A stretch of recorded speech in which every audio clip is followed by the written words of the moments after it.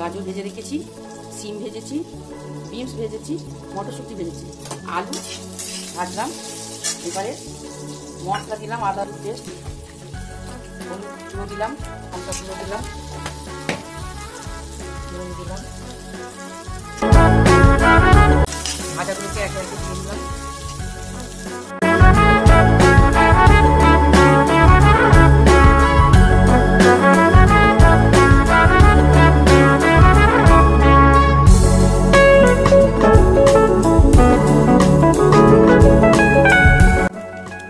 আদা বাটাটা দিয়ে দিলাম,